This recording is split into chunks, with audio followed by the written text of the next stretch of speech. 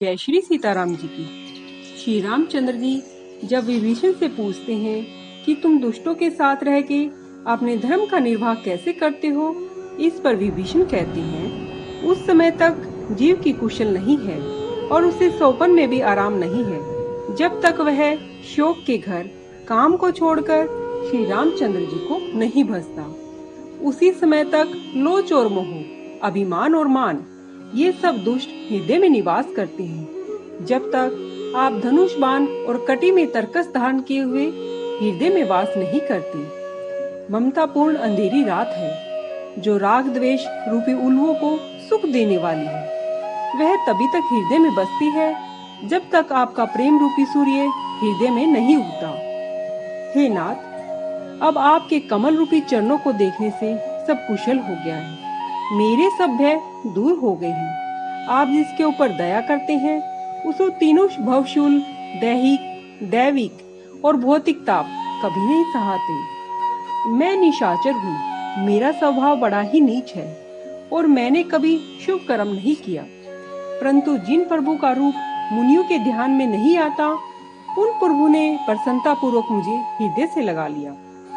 हे कृपा और सुख की राशि, हे रघुनाथ जी, मेरा असीम सौभाग्य है जो मैंने ब्रह्मा व महादेव जी द्वारा सेवित आपके युगल चरण कमलों को अपने नेत्रों से देखा है। श्री राम जी ने कहा, हे मित्र, मैं अपना स्वभाव कहता हूँ, जिसे काकभूषणी जी और महादेव जी तथा पार्वती जी भी जानती हैं। कोई मनुष्य प्राणी मात्र का बैरी हो, यदि वह भी डर कर मेरी शरण में आवे और मद, मोह तथा छल को दूर कर दे, तो मैं उसे साधु के समान शुद्ध कर देता हूँ। माता पिता, भाई पुत्र, स्त्री, शरीर, धन, घर, मित्र और परिवार, इन सब के ममता रूपी सूत को बांटकर रस्सी बनाए और इससे मेरे चरणों में अपने मन को बांध दे। जो समदर्शी है, जिनके हृदय में इच्छा, हर्ष, शोक और भय कुछ नहीं है, ऐसे सज्जन मेरे हृदय में किस प्रकार वास करते हैं, जैसे लोभी के हृदय में धन बसता है। तुम्हारे समान संत मुझे प्रिय है। मैं और किसी के लिए देह दान नहीं करता। जो सैगुण के उपासक हैं, प्राय हित में लगे हैं, नीति में चतुर और नियम में दृढ़ है, तथा जिनका ब्राह्मण के चरणों में प्रेम है, वे मुझे प्राणों के समान प्यारे हैं। हे लंकेश, तुम्हारे अंदर उपरोक्त सब गुण विद्यमान है, इससे तुम मेरे बहुत ही प्रिय हो। रामचंद्र जी के ऐसे वचन सुनकर सब वानरगण कहने लगे कि कृपा सिंधु श्री रामचंद्र जी की जय हो।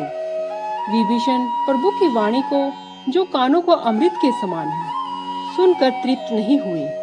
वे बार बार चरण कमलों को छूते हैं। अपार प्रेम हृदय में नहीं समाता।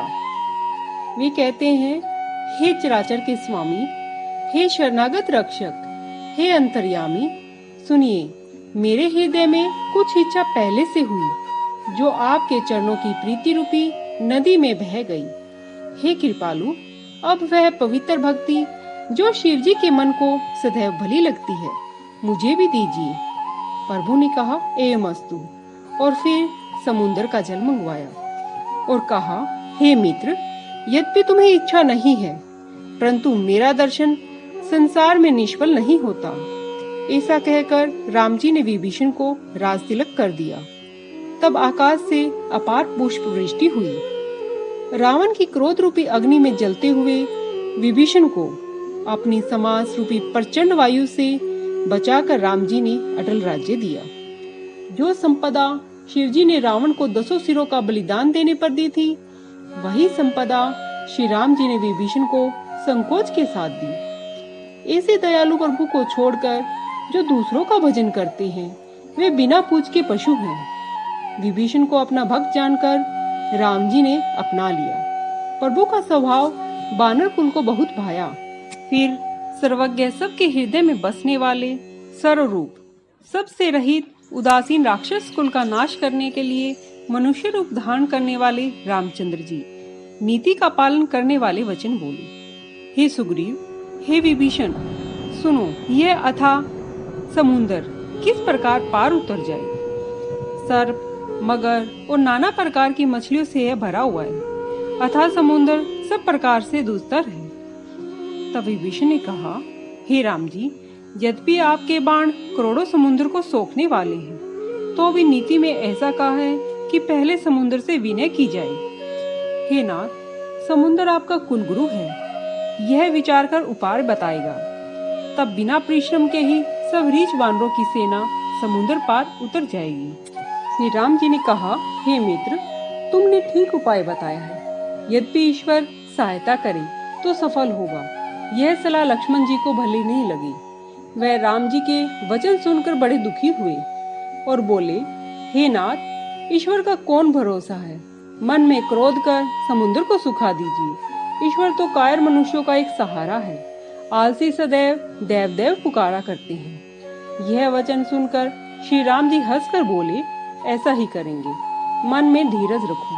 ऐसा कहकर उनको समझाकर श्री रामचंद्र जी समुद्र के पास गए। पहले प्रभु ने जाकर प्रणाम किया, फिर किनारे पर कुश बिछाकर बैठ गए। जो ही विभीषण श्री राम जी के पास चले, तो ही उसके पीछे रावण ने उसे दूत भेज दिए। उन्होंने आकर और कपट से बंदर की देह बनाकर सब देखा। वे शरणागत पर स्नेह व श्री राम जी के गुणों की बड़ाई मन ही मन करने लगे। फिर श्री राम जी का गुणवाद करते हुए स्पष्ट रूप से कहने लगे। वे अपना कपट वेश भूल गए। बंदरों ने उन्हें पहचान लिया कि ये वैरी के दूत हैं और उन्हें बांधकर सुग्रीव के पास ले आए। सुग्रीव बोले, हे बानरों, इन निशाचरों के अंग भंग करके भेज दो। ऐसा सुनकर बंदर दौड़े। उन्हें बांधकर सेना ने चारों ओर घुमाया। उनको बंदर बहुत प्रकार से मारने लगे। वे दीनवाणी से चिल्लाते थे, परंतु बानर उन्हें नहीं छोड़ते। अंत में वे बोले, जो हमारे नाक कान काटेगा उसे रघुनाथ जी की सौगंध है। जय श्री सीताराम जी की।